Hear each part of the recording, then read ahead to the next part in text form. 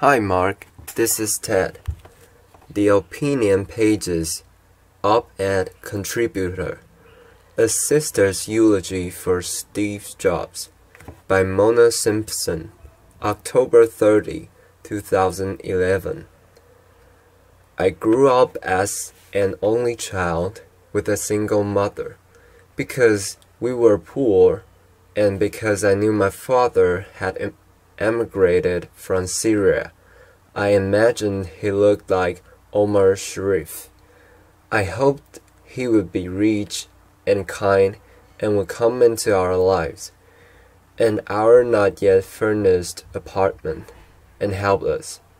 Later, after I met my father, I tried to believe he'd changed his number and left on forwarding an address because he was an idealistic revolutionary, plotting a new world for Arab people.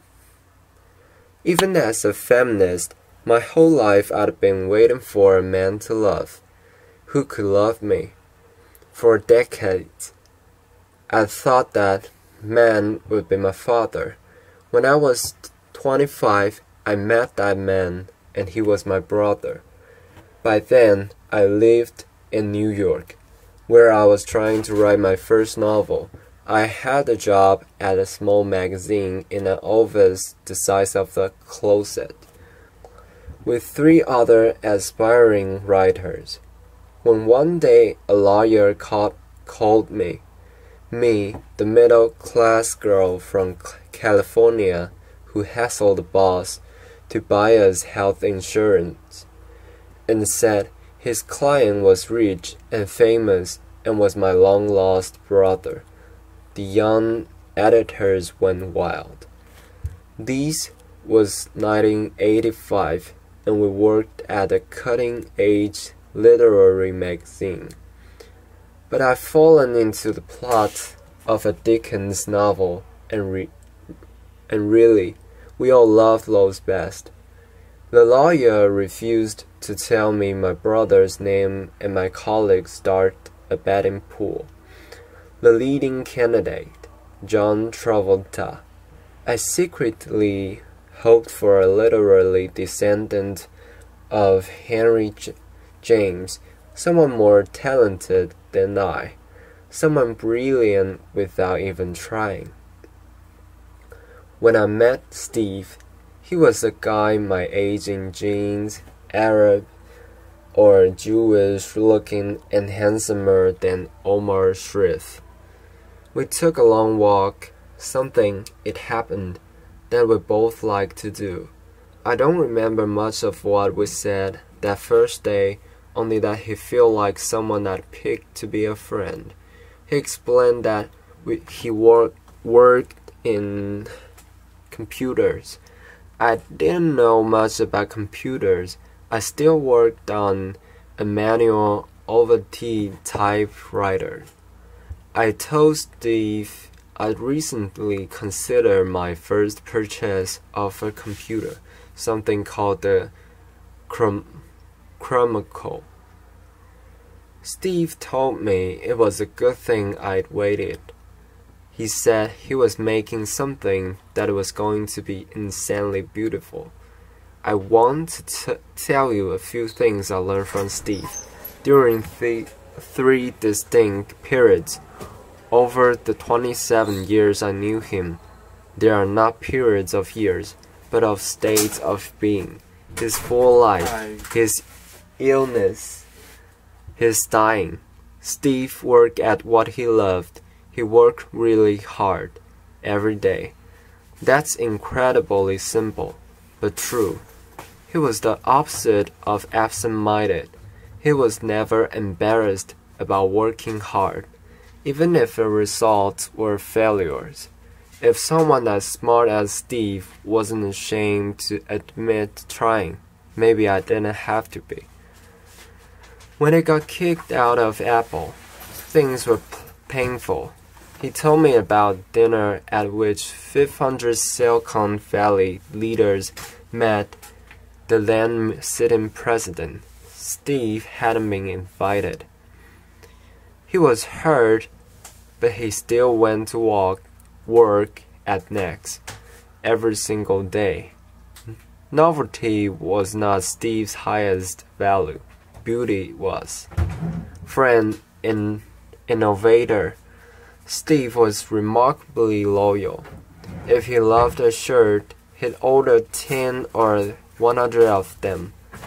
In the Palo Alto house, there are probably enough black cotton turtlenecks for everyone in this church. He didn't favor trends or gimmicks. He likes people his own age. His philosophy of aesthetics reminds me of a quote that went something like this: "Fashion is what seems beautiful now but looks ugly later. Art can be ugly at first, but it becomes beautiful later." Steve always aspired to make beautiful later. He was willing to be misunderstood. Uninvited to the ball, he drove the third or fourth iteration of his same black sport car to Next, where he and his team were quietly inventing the platform on which Tim Berners-Lee would write a program for the World Wide Web. Steve was like a girl in the amount of time he spent talking about love. Love was his supreme virtue, his god of gods. He tracked and worried about romantic lives of the people working with him. Whenever he saw a man he thought a woman might find dashing, he called out, "Hey, are you single? Do you want to come to dinner with my sister?" I remember when he phoned the day he met Lauren.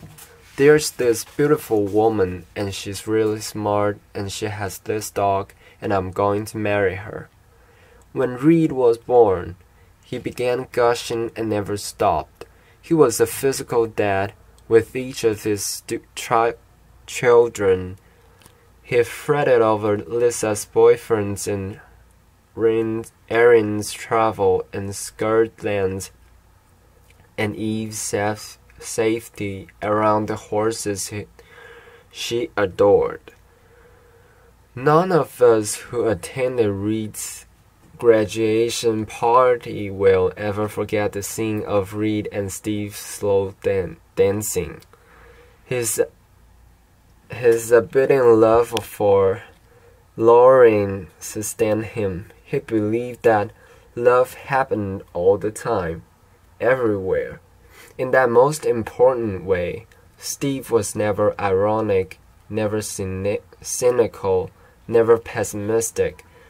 I tried to learn from that still. Steve had been successful at a young age, and he felt that had isolated him. Most of the choices he made from the time I knew him were designed to dissolve the walls around him. A middle-class boy from Los Altos, he fell in love with a middle-class girl from New Jersey. It was important to both of them to raise Lisa, Reed, Erin, and Eve as grounded, normal children. Their house didn't intimidate with art or polish. In fact, for many of the first years I knew Steve and Lo together, dinner was served on the grass, and sometimes consisted of just one vegetable. Lots of that one vegetable, but one, broccoli, in season, simply prepared with just the right, recently snipped herb. Even as a young millionaire, Steve always picked me up at the airport. He'd be standing there in his jeans. When a family member called him at work, his secretary, Lynetta, answered, "Your dad's in a meeting. Would you like me to interrupt him?" when Reed insists on dressing up as a witch every Halloween. Steve, Lauren, Erin, and Eve all went weekend. They once embarked on a kitchen remodel. It took years. They cooked on a hot plate in the garage, the Pixar building, under construction during the same period, finished in half the time, and that was it for the Palo Alto house. The bathroom stayed old, but, and this was a crucial distinction, it had been a great house to start with. Steve saw to that. This is not to say that he didn't enjoy his success. He enjoyed his success a lot, just minus a few zeros. He told me how much he loved going to Palo Alto bike store, and gleeful realizing he could afford to buy the best bike there, and he did. Steve was humble. Steve liked to keep learning. Once, he told me if he'd grown up differently, he might have become a mathematician. He spoke reverently about college and loved walking around the Stanford campus. In the last year of his life, he studied a book of paintings by Mark Rothko, an artist he hadn't known about before. Thinking of what could inspire people on the walls of a future Apple campus, Steve cultivated with whimsy. What other CEOs knows the history of English and Chinese tea roses and has a favorite David Austin rose. He has surprise tucked in all his pockets. I'll venture that Lauren will discover treats, songs he loved, a poem he cut out and put in a drawer. Even after 20 years of an exceptionally close marriage, I spoke to him every other day or so. But when I opened the New York Times and saw the feature on the company's patents, I was still surprised and delighted to see a sketch for a perfect staircase. With his 4 children, with his wife, with all of us, Steve had a lot of fun. He treasured happiness. Then Steve became ill, and we watched his life compressed into a smaller circle. Once he loved walking through Paris. He discovered a small handmade soba shop in Kyoto. He downhill skied gracefully. He cross-country skied clumsily no more. Eventually, even ordinary pleasure, like a good peach, no longer appealed to him. Yet, what amazed me and what I learned from his illness was how much was still left after so much had been taken away. I remember my brother learning to walk again with a chair after his liver transplant. Once a day he would get up on legs that seemed too thin to bear him. Arms pitched to the chair back, he pushed that chair down the Memphis hospital corridor towards the nursing station, and then he sat down on the chair, rest, turn around, and walk back again. He counted his steps and each day pressed a little farther. Lauren got down on her knees and looked into his eyes. "You can do this, Steve," she said. His eyes widened. His lips pressed into each other. He tried, he always tried, and always with love at the core of that effort. He was an intensely emotional man. I realized during that terrifying time that Steve was not enduring the pain for himself. He set destinations. His son reads graduation from high school, his daughter Erin's trip to Kyoto, the launching of a boat he was building on which he planned to take his family around the world, and where he hoped he and Lauren would someday retire. Even ill, his taste, his discrimination, and his judgment held. He went through 67 nurses before finding kindred spirits, and then he completely trusted the three who stayed with him to the end: Tracy, Arturo, Alham. One time when Steve had contracted a tenacious pneumonia, his doctor forbid everything, even ice. We were in a standard ICU unit. Steve, who generally disliked cutting in line or dropping his own name, confessed that this once he'd like to be treated a little specially.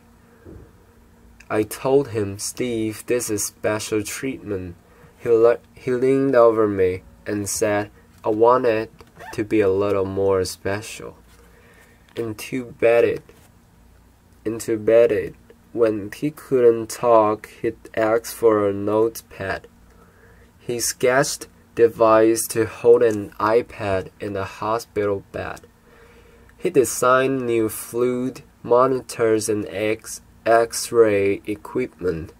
He drew that not quite special enough hospital unit, and every time his wife walked into the room, I watched a smile remake itself on his face. "For the really big things, you have to trust me." He wrote on his sketch pad. He looked up. "You have to." By that, he meant that we should disobey the doctors and give him a piece of ice. None of us knows for certain how long we'll be here on Steve's better days. Even in the last year, he embarked upon projects and illicit promises from his friends at Apple to finish them. Some boat builders in the Netherlands have gorgeous stainless steel hull ready to be covered with the finished wood. His 3 daughters remained unmarried, his 2 youngest still girls, and he'd wanted to walk them down the aisle as he'd walked me the day of my wedding. We all in the end die in medias res, in the middle of the story, of many stories. I suppose it's not quite accurate to call the death of someone who lived with cancer for years unexpected. But Steve's death was unexpected for us. What I learned from my brother's death was that character is essential. What he was how he died. Tuesday morning, he called me to ask him to hurry up to Palo Alto. His tone was affectionate, dear, loving, but like someone whose luggage was already strapped onto the vehicle, who was already on the beginning of his journey, even as he was sorry, truly deeply sorry, to be leaving us. He started his farewell, and I stopped him. I said, "Wait, I'm coming. I'm in the taxi to the airport. I'll be there. I'm telling you now because I'm afraid you won't make it on time, honey." When I arrived, he and his Lauren were joking together like partners who lived and worked together every day of their lives. He looked into his children's eyes as if he couldn't unlock his gaze. Until about 2 in the afternoon, his wife could arouse him to talk to his friends from Apple. Then, after a while, it was clear that he would no longer wake to us.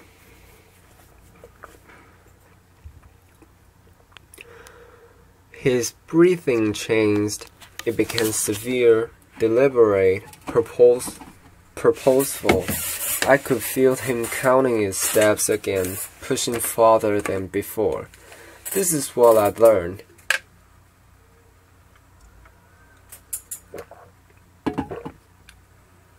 This is what I learned. He was working at this too. That didn't happen to Steve. He achieved it. He told me when he was saying goodbye and telling me he was sorry. So sorry we wouldn't be able to be all together as we'd always planned, that he was going to a better place. Dr. Fisher gave him the 50-50 chance to making it through the night. He made it through the night. Lauren next to him on the bed sometimes jerked up when there was a longer pause between his breaths. She and I looked at each other. Then he would heave a deep breath and begin again. This had to be done. Even now, he had a stern, still handsome profile. The profile of an absolutist, a romantic. His breath indicated an arduous journey, some steep path, altitude. He seemed to be climbing, but with that will, that work ethic, that strength, there was also Steve's capacity for wonderment. The artist believed in the idol, the still more beautiful later.